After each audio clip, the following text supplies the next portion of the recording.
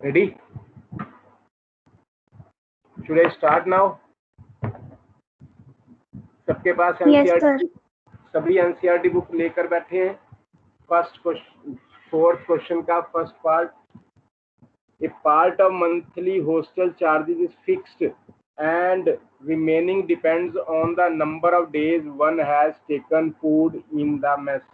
जब मैंने ये टाइप शेयर कर रहा था तो मैंने आपको अलग अलग एग्जांपल दिए थे, ये उनमें से एक था, उससे रिलेटेड अब क्वेश्चन आ गया कि मंथली चार्जेस और mess charges per day depend कि आप कितने दिन मेस से खाना खाते हैं, will be the way of billing for particular case. तो यहाँ वो क्या कर रहा है कि अगर किसी ने 20 डेज के लिए मेस से खाना खाया तो उसको 1000 देना पड़ा, और जिसने 26 डेज के लिए खाना खाया उसको 1180 रुपीज देने हुए उनको, उसने दिए। तो हुआ क्या? Find the charges, fix charges and the cost of food per day. तो हमने जो जो फाइंड आउट करना होता है उसको हम मान लिया करते हैं। हमने सपोज कर लिया कि मंथली हॉस्टल चार्जेस यानी फिक्स्ड है, वो मंथली यहाँ फिक्स्ड भी लिख दोगे तो और सूटेबल हो जाएगा, it will be more suitable अगर आप यहाँ पर फिक्स्ड वर्ड भी लिख दोगे तो। Okay, fixed hostel charges equal to rupees X, और मेस चार्जेस पर डे जो खाना खाने का है वो रुपीज वाई पर डे हो गया।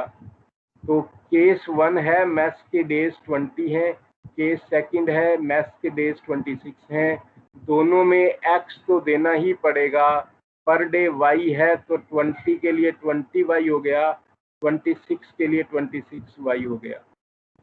ये टोटल अमाउंट की वैल्यू हमें दे रखी है 1000, और 26 डेज के लिए वैल्यू दे रखी है हमें 1180। तो आपके पास दो केसेस आ गए, एक्स और वाई की वैल्यू इसमें आपको फाइंड आउट करनी है। मैंने पिछले जब आपसे क्वेश्चन डिस्कस किए थे बेटा, तो मैंने आपको कहा था कि कोई भी सूटेबल मेथड आप कर सकते हैं, लेकिन इन क्वेश्चंस में क्योंकि हमें प्रैक्टिस तो करना ही है क्रॉस मल्टीप्लिकेशन मेथड, अक्सर क्रॉस मल्टीप्लिकेशन मेथड के नाम से भी क्वेश्चन पूछा जा सकता है, या क्रॉस मल्टीप्लिकेशन मेथड सूटेबल भी होता है, कुछ इजी भी होता है, इसलिए आपकी इसकी प्रैक्टिस करना जरूरी है। इसलिए मैंने 3.5 एक्सरसाइज के सभी क्वेश्चंस में क्रॉस मल्टीप्लिकेशन से ही आपको, मेथड से ही आपको प्रैक्टिस करनी चाहिए। You must do through this way. हालांकि एग्जामिनेशन रूम में अगर आप सेम क्वेश्चन कर रहे हो तो सॉल्यूशन आप किसी भी मेथड से कर सकते हो, क्योंकि क्वेश्चन में नहीं लिखा हुआ क्रॉस मल्टीप्लिकेशन मेथड यूज करना है, but we are in position to get practice the method, so preference must be given to this cross multiplication method as far as exercise 3.5 is concerned, because this whole exercise is related to cross multiplication method। तो ध्यान से देखो, x, अब कैसे इसको मैं direct way बता रहा हूँ, जो जिसके नीचे लिखना है ना उसको छिपा दो, इसको आप इग्नोर कर दो, x को। नेक्स्ट क्या हुआ? 2026, नेक्स्ट 2026, और उससे आगे क्या है? 1180 नीचे लिख दिया। मीन्स जिसके नीचे लिखना है वो नहीं, बाकियों के कोफिशिएंट ले लेने, नेक्स्ट के और उससे नेक्स्ट के। ऐसे ही देखो, जब y के नीचे लिखना होगा तो y वाले नहीं लेना, आपको इसको छिपा लेना है, और क्या देखना है, इसको आपने जस्ट इग्नोर कर देना है इसको। इसका नेक्स्ट कौन सा हुआ? 1180 नीचे लिख दिया, और उससे नेक्स्ट कौन सा हुआ? 11 आपने ले लिया। ऐसे ही जब कांस्टेंट टर्म लेंगे, हमने -1 लिया, -1 क्यों लिया? क्योंकि राइट हैंड साइड में वैल्यूज लिखी हुई हैं, राइट हैंड साइड 0 नहीं है। जब राइट हैंड साइड 0 बनाई होगी स्टैंडर्ड फॉर्म में तो यहाँ +1 लेंगे, अब हम -1 ले रहे हैं। तो कांस्टेंट टर्म के बाद कौन सी टर्म हुई? x हुई ना, तो दोनों के कोफिशिएंट क्या है? 1 है, तो आपने 1 ले लिया और नेक्स्ट 26 ले लिया। प्लीज लेट मी नो, ये क्लियर है आपको मैंने क्या किया? यस। यस।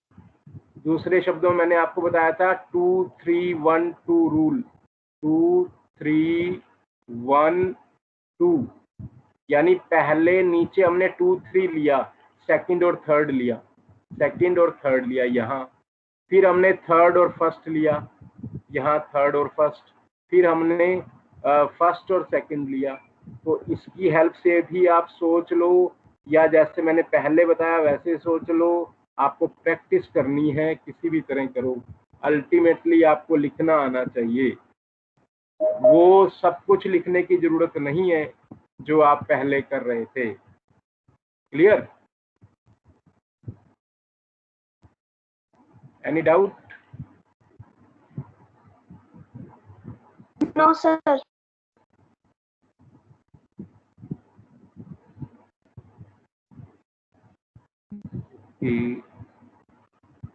सो अब हम क्या करेंगे, इसको सोल्व करेंगे। ऊपर से नीचे मल्टीप्लाई करते हैं तो प्लस का आता है, 20 इंटू 1180 करेंगे तो 23600 आ जाएगा। 118 का डबल 236 होता है ना, 2 जीरो 7 रहेगी। और नीचे से ऊपर करेंगे तो साइन चेंज करेंगे, बीच में माइनस आ जाएगा, 26,000। ऐसे ही y के नीचे आएगा 1000 माइनस 1180, 1000 माइनस 1180, और -1 के नीचे आ जाएगा 26 माइनस 20, 26 माइनस 20। Any doubt? यहाँ तक कोई डाउट बेटा? No sir.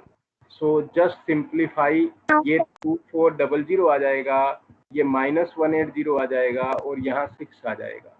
हर बार हमने क्या करना है, फर्स्ट को थर्ड के बराबर लेना है और सेकंड को थर्ड के बराबर लेना है। 1 बाय 1 स्टेप, हर क्वेश्चन में यही यूज करूंगा मैं, कुछ भी नया नहीं होगा। उसके बाद हमेशा क्रॉस मल्टीप्लाई करना और x की वैल्यू निकालना।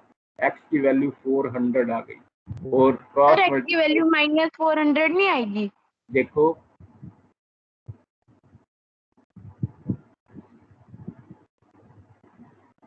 you are right, somewhere something is wrong. 26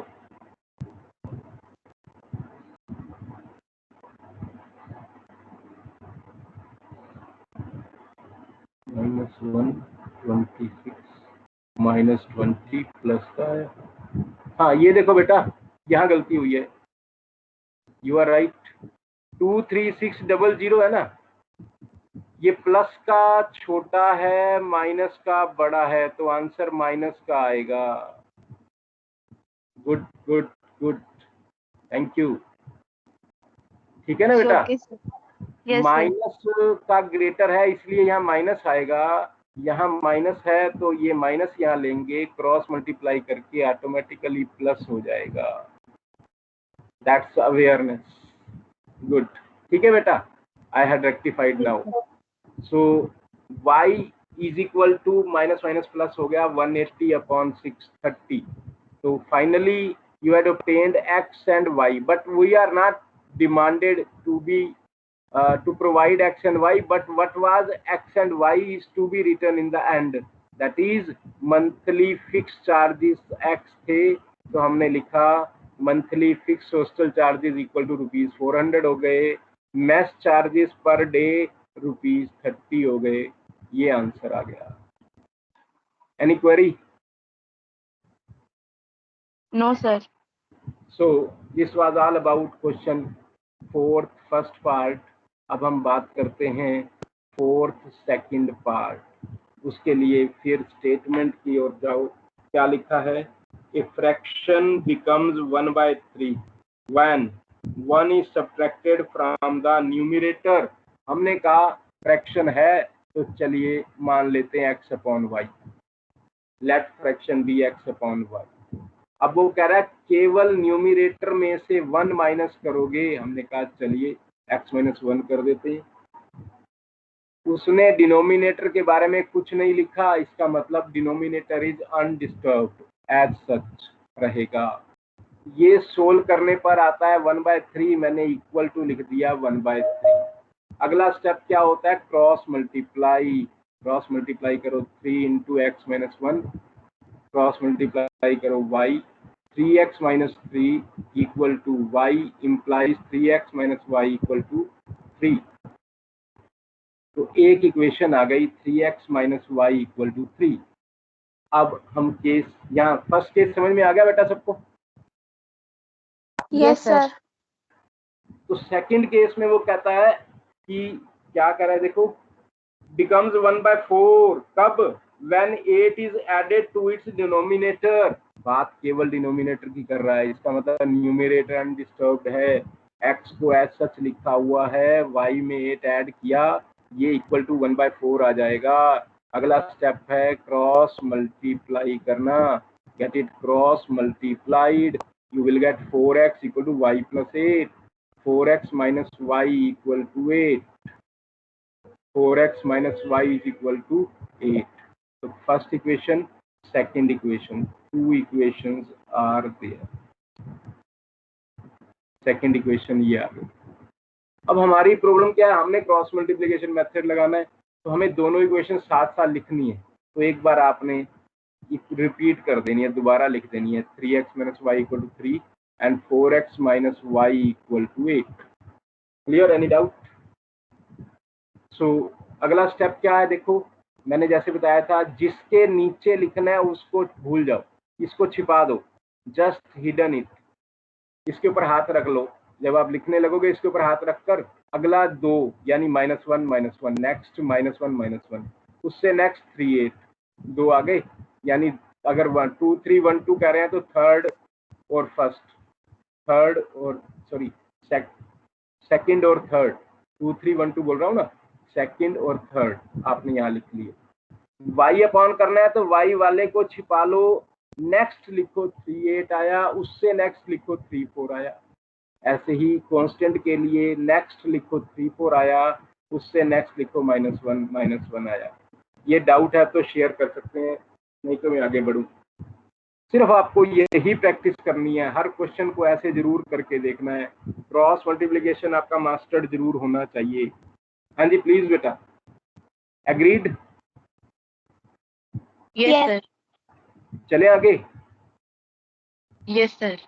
okay, next तो वही है, ऊपर से नीचे सेम साइन यानी -8, नीचे से ऊपर साइन बदल देना यानी माइनस का प्लस हो जाएगा, -8 + 3 यहाँ लिख दिया, -8 + 3 यहाँ लिखा, -8 -3 साइन चेंज हो गया तो -8 + 3 आ गया। ऐसे ये 3 4 दा 12 12 -24 12 -24 आया, -12 यहाँ लिख दिया। नेक्स्ट 3 × -1 -3 माइनस माइनस प्लस हो जाएगा 4, तो -3 + 4 आया, -3 + 4 आ गया। अब इनको सोल्व करो, -8 + 3 क्या आएगा, -5 और -12 यहाँ आ गया और +1 यहाँ आ गया। यहाँ तक कोई डाउट? सिंपलीफाई किया है? No sir. तो नेक्स्ट आपको वही करना है बेटा, फर्स्ट को थर्ड के बराबर लिखना है, सेकंड को भी थर्ड के बराबर लिखना है, क्रॉस मल्टीप्लाई करना है और x और y की वैल्यू निकाल लेनी है। हर बार करेंगे यही। तो x की वैल्यू 5 आ गई, y की वैल्यू 12 आ गई, तो आंसर आया 5/12। 5/12। अब वेरीफाई करने की कोशिश करें कि डिमांड क्या थी। पहली डिमांड थी कि डिनोमिनेटर में, न्यूमरेटर से 1 माइनस करो, 5 में से 1 माइनस करोगे क्या आएगा, 5 - 1 4 3 12 हो गया, 1/3 आ गया। एग्री? तो पहली कंडीशन वेरीफाई होगी बेटा कि जैसे ही न्यूमरेटर से 1 माइनस करोगे ये 1/3 बन जाएगा। हमने कहा ये 4/12 बनेगा, 1/3 बन जाएगा, यानी पहली कंडीशन सेटिस्फाई हो गई। अब दूसरी कंडीशन, डिनोमिनेटर में 8 ऐड करो, 12 + 8 20 बन गया, 5/20, 5 4 20, तो 1/4 है ना, वेरीफाई हो गया। तो आप एग्जामिनेशन रूम में बैठे हुए श्योर हो जाओगे कि आपको इस क्वेश्चन के पूरे नंबर मिलने ही मिलने हैं। Am I right? Yes sir. Ready? Next के लिए तैयार हो? क्या इसमें पूछना है कुछ? नेक्स्ट की ओर चले या इसमें पूछना कुछ? ओके, नेक्स्ट क्वेश्चन क्या है? I am reading statement. Yash scored 40 marks in a test, getting 3 marks for each right answer and losing 1 mark for each wrong answer. Had 4 marks been awarded for each correct answer and 2 marks been deducted for each incorrect answer, then Yash would have scored 50 marks. How many questions were there in the test? अब उसने तो question आपसे एक पूछ लिया. मैं normally आपको कहता हूं कि जो डिमांड कर रखा है ना उसको मान लो, यही कहता हूं ना आपको. और 99 to 100% क्वेश्चन में आप वही मानते हो जो निकालना होता है.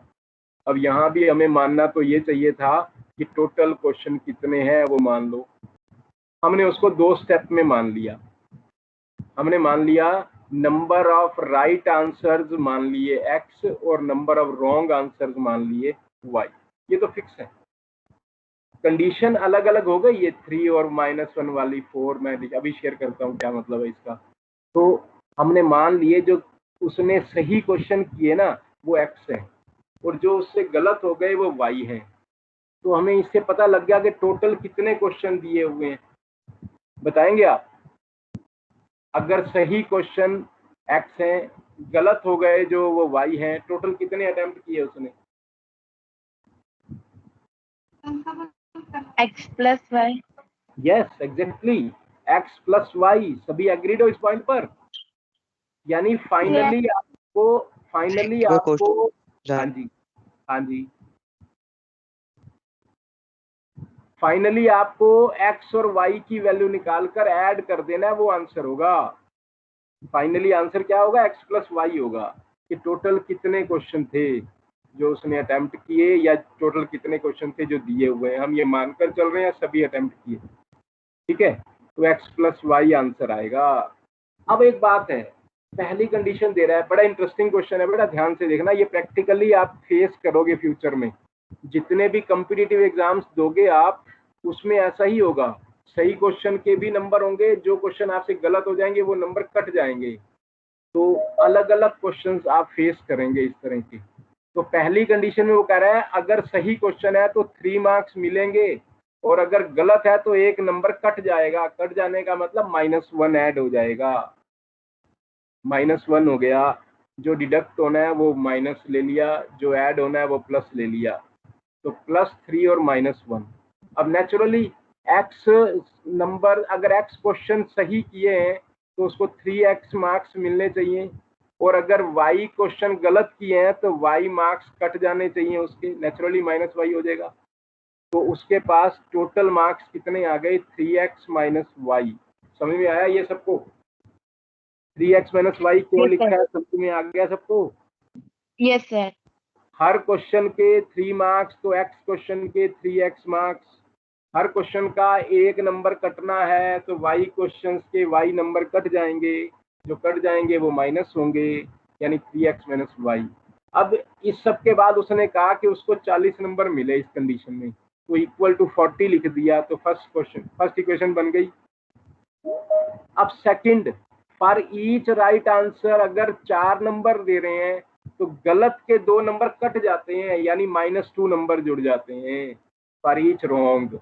तो आपको समझ में आ गया, x सही क्वेश्चन है तो 4x मार्क्स मिले, y गलत क्वेश्चन है तो 2y मार्क्स कट गए, यानी -2y. तो 4x - 2y = 50 आ गया. अपनी कन्वीनियंस के लिए हमने देखा 2 सबसे डिवाइड हो रहा है तो सिंपलीफाइड फॉर्म में लिख देना है 2x - y = 25. यहाँ तक कोई डाउट?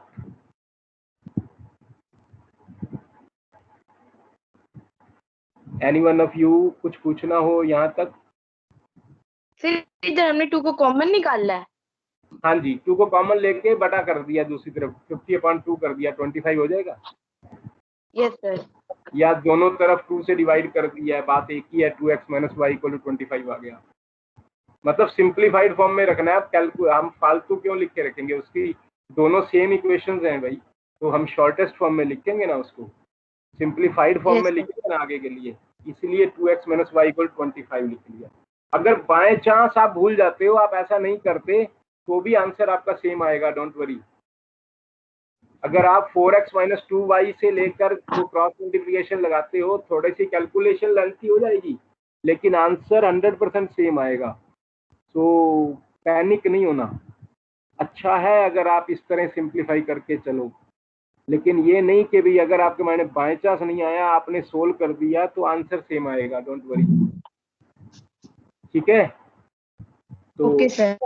अब आप देखें, x के नीचे नेक्स्ट -1 40 25, y के नीचे नेक्स्ट क्या है 40 25, और उससे नेक्स्ट क्या है 3/2, और -1 के नीचे नेक्स्ट क्या है 3/2 है, और उससे नेक्स्ट -1 अब इनको क्रॉस मल्टीप्लिकेशन मेथड से सोल्व कर दिया, ये आया -25 ऊपर से नीचे, और नीचे से ऊपर साइन बदलना है तो +40, -25 + 40 15 आ गया, और यहाँ नेक्स्ट 40 to the 80 -75, ये y/5 आ गया, और -1 अपॉन लिखना है तो 3 इंटू -1 -3 +2 -1 आ गया, नीचे -1 आ गया, -3 + 2 विच इज -1। आपने करना क्या है, पहले वाले को देखो, इसको मैंने सिंपलीफाई करके लिखा x/15, लिख सकते हैं कि नहीं बताइए? अभी मैं एक्सप्लेन कर रहा था, 40 - 25 15, तो आखिरी के बराबर लिख दिया, थर्ड के बराबर लिख दिया, जो कि सोल्व करके आया -1/-1। ऐसे ही y/5 को भी -1/-1 लिख दिया। अब यहाँ से x की वैल्यू 15 आ गई, y की वैल्यू 5 आ गई, माइनस से माइनस कैंसिल हो गया, ऑटोमेटिकली पॉजिटिव बन गया। ठीक है कि नहीं? अब हमने बताया था, शुरू में ही बात की थी कि उसने आपसे टोटल नंबर ऑफ क्वेश्चंस पूछे हैं, अलग अलग नहीं पूछा, तो आप कहोगे टोटल नंबर ऑफ क्वेश्चंस कितने हो गए? 15 + 5 20।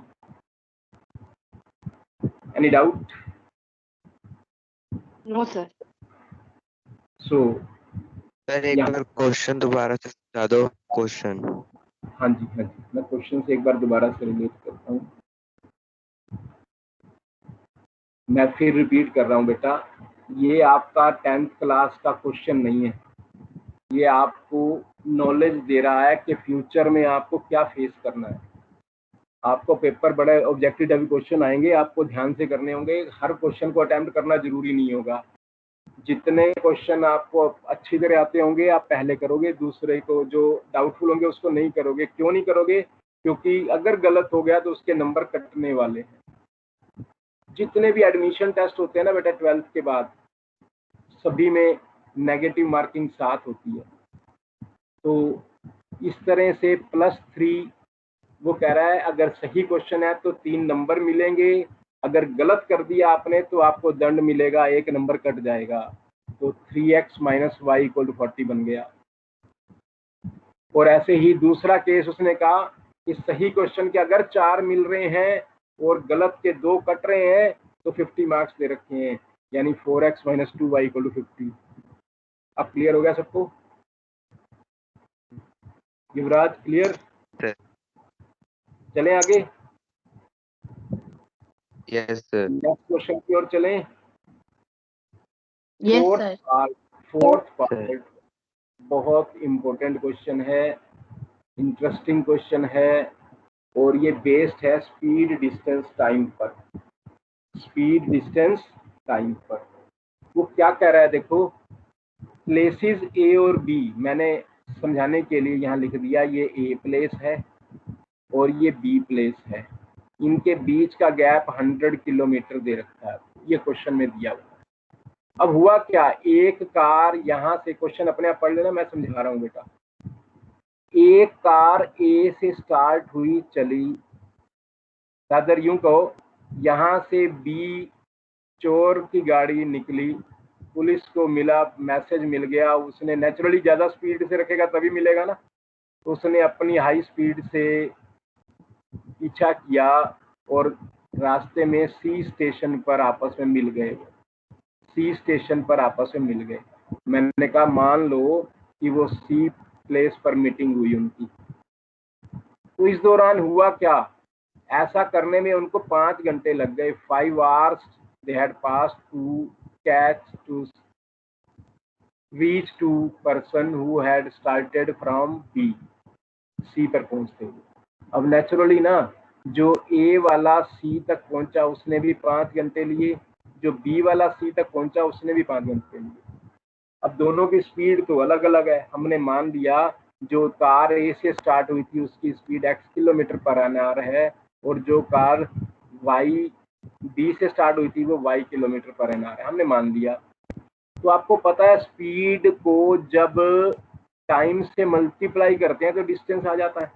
तो हमें देखना है A से C तक का डिस्टेंस क्या होगा, जो स्पीड है मल्टीप्लाइड बाय टाइम। स्पीड हमने मानी x और टाइम है 5 hours, तो 5x बन गया कि नहीं।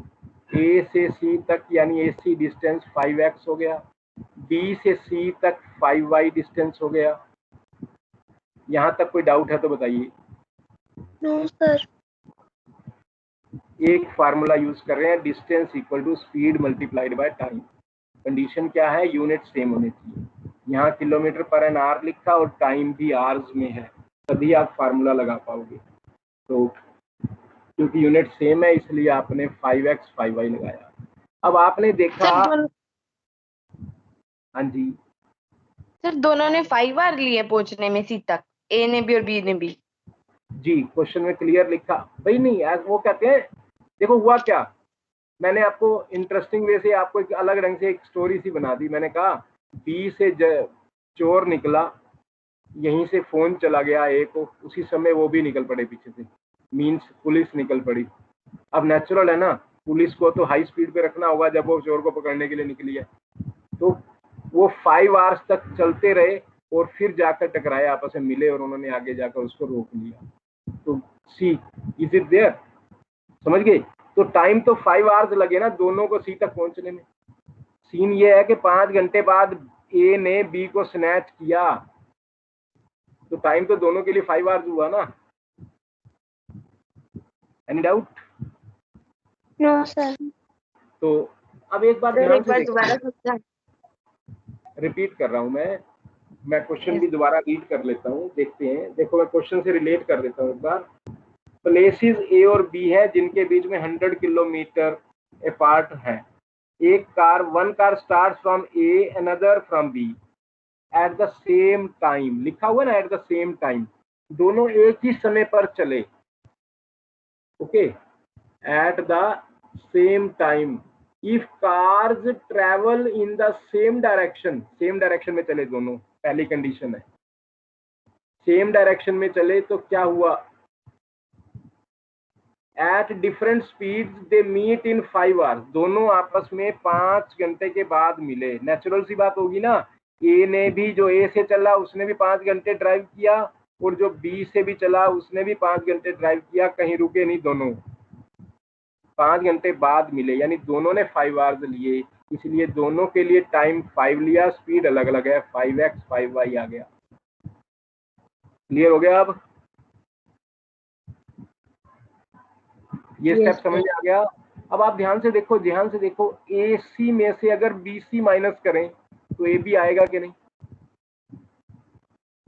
ए सी में से अगर आप ये काट दो बी सी, तो बाकी का भाग ए बी बचा के नहीं, और वो कितना दे रखा है, 100 किलोमीटर। ए बी कितना दे रखा है, 100 किलोमीटर। तो पुट कर दो 100 किलोमीटर। यहाँ पुट कर दो 5x - 5y = 100। अब सिंप्लीफाई कर दो, सबको 5 से डिवाइड कर दो, या 5 कॉमन लेके बटा में ले जाओ, एक ही बात है। x - y = 20, एक इक्वेशन आ गई। किसी को डाउट? अब वो दूसरी कंडीशन दे रहा है कि दोनों कारें अगर एक दूसरे की ओर चली, ऑपोजिट डायरेक्शंस में, यानी बी ए की ओर गया और ए भी बी की ओर आ रहा है, तो हमने मान लिया बीच में कहीं पी पर मिले वो। देखो मैंने हाफ से थोड़ा राइट में रखा है पी को, ये तो कॉमन सेंस की बात है ना, क्योंकि आपको पता है ए की स्पीड ज्यादा है, बी की कम है, तो नेचुरली बी कम चलेगा, ए ज्यादा चलेगा कि नहीं। तो इसको थोड़ा, हालांकि इससे फर्क नहीं पड़ता, इसको इग्नोर करते हैं, लेकिन आपकी प्रेजेंटेशन हमेशा काउंटेबल होती है। ऐसे ऐसे छोटे छोटे पॉइंट्स पर आपकी प्रेजेंटेशन, आपका माइंड लेवल चेक होता है, उसी के हिसाब से पेपर जो चेक करने वाला होगा ना वो केयरफुल रहेगा या कुछ इग्नोर कर जाएगा। अगर आप ऐसी प्रेजेंटेशन को पॉजिटिव लेके चलते हो तो आपसे कई बार कुछ प्रेजेंटेशन को इग्नोर भी कर लेते हैं टीचर चेक करते समय। ए से पी तक पहुंचा, बी से पी तक पहुंचा, ऐसा करने में उनको 1 आवर लगा, ये क्वेश्चन में लिखा हुआ है। तो मैंने कहा टाइम टेकन लगा 1 आवर। तो एपी किसके बराबर आ गया? एक्स के बराबर आ गया, क्योंकि 1 घंटे में एक्स किलोमीटर चलता है वो। और बीपी जो है वाई किलोमीटर आ गया। अब आपको पता है, ध्यान से देखो, एपी में जब पीबी ऐड करेंगे तो एबी आ जाएगा कि नहीं? एबी क्या दे रखा है? 100 किलोमीटर एज हियर। तो आपने लिख दिया x plus Y equal to 100। Any doubt? Please respond. कुछ पूछना है बेटा यहाँ तक? No sir. अब इसको x और y के लिए सोल्व करना बहुत सिंपल है, मैं आपके लिए छोड़ देता हूँ। सोल्व तो मैंने करके दे दिया, कर लोगे अपने आप? अगर क्रॉस मल्टीप्लिकेशन मेथड ना लिखा हो तो डायरेक्ट कर देना है, कोई प्रॉब्लम नहीं है। लिखा तो नहीं होगा पेपर में, अगर क्वेश्चन आ गया तो डायरेक्ट भी कर सकते हो। y से y cancel, 2x equal to 120, x की वैल्यू 60, x को 60 पुट किया, y की वैल्यू 40, तो डायरेक्ट निकाल सकते हैं। लेकिन मैंने, क्योंकि आपकी क्रॉस मल्टीप्लिकेशन मेथड की प्रैक्टिस करवानी है, इसलिए मैं क्रॉस मल्टीप्लिकेशन मेथड से प्रेफर कर रहा हूँ कि एटलीस्ट इस एक्सरसाइज को तो जरूर क्रॉस मल्टीप्लिकेशन मेथड से ही करो, ताकि आपकी प्रैक्टिस फाइनल हो जाए। ओके, सर एग्जामिनेशन सेकंड, आप फ्री हो? हाँ जी बोलो। सर केस सेकंड दोबारा समझा दो। केस सेकंड में बेटा ये सीन क्रिएट हो रहा है, ये ए है, ठीक है, ये बी है, ये एक कार यहां से ऐसे जा रही है और बी कार यहां से ऐसे आ रही है। तो जहां रास्ते में मिले उसको मैंने पी का नाम दे दिया, यानी ए से पी तक डिस्टेंस ले लिया, एपी और बीपी, ठीक है। एपी और बीपी डिस्टेंस आ गया इनका, ये वाला, वो एक एक्स है दूसरा वाई है, तो X plus Y equal to 100 आ गया, क्योंकि ए बी के बराबर होगा वो। ठीक है बेटा, सर ए ने डिस्टेंस ज्यादा कवर किया है as compare to B. Natural. अब पिछले केस से हमें आइडिया लग चुका है ना बेटा, ए की स्पीड ज्यादा है। अब विजिलेंट रहो ना, यहाँ देखो जरा, ए की स्पीड ज्यादा थी तभी तो बी को कवर कर पाया, बी की स्पीड को। यहाँ देखो, प्रैक्टिकल बात करो मेरे साथ, यहाँ देखो ना, दोनों 5 घंटे चले और 100 किलोमीटर डिस्टेंस ज्यादा किसने कवर किया? ए ने। तो स्पीड अपने आप ने 20 किलोमीटर इसकी ज्यादा हो गई। ए की स्पीड जो है 20 किलोमीटर ज्यादा होगी कि नहीं बी से? बताओ मुझे। ये 100 किलोमीटर ए से चलने वाले ने एक्स्ट्रा कवर किए हैं कि नहीं? मुझे बताओ, यस और नो। Yes sir. कितने घंटे में किए हैं? 5 आवर्स में। तो 1 आवर में कितने किए? 20 किलोमीटर। 100 किलो। 100/5 हो गया ना। 5 घंटे में 100 किलोमीटर डिस्टेंस कवर किया, तो 1 घंटे में कितना कवर करेगा? 5 से डिवाइड करोगे? Yes sir. तो 20 किलोमीटर का डिफरेंस आएगा ही आएगा। देखा आंसर में आया 60 और 40, 20 का डिफरेंस आया है। देखो जो आंसर आया 20 का डिफरेंस आया, एक 60 है दूसरा 40 है, तभी ना कवर करेगा। अब जो 60, जिसकी स्पीड ज्यादा है वो ज्यादा ही तो चल पाएगा 1 घंटे में। यहाँ तक 60 और यहाँ तक 40 आना है, तभी ना ये हाफ से तो इधर ही रहेगा। तो ये विजिलेंट रहना है, आपको समझना है पूरी तरह से। इस क्वेश्चन को फाइनली आप कंप्लीट करोगे और नेक्स्ट क्वेश्चन अपने आप ट्राई करोगे। सोल्व मैं आपको पीडीएफ भेज दूंगा, ट्राई खुद करना है, वेरी सिंपल। और बी का डिस्टेंस 100 है। हाँ जी, हाँ दिया हुआ है वो तो क्वेश्चन में, मैं बहुत बोल चुका हूँ। केस सेकंड में, हाँ जी, केस सेकंड में दो, अरे डिस्टेंस तो वही है बेटा, क्वेश्चन वही चल रहा है, ए और बी वही के वही स्टेशन है, दो केसेस दे रखे हैं, केस 1 केस 2 लिख रहा हूं मैं, समझ रहे हो मेरी बात? Yes sir. तो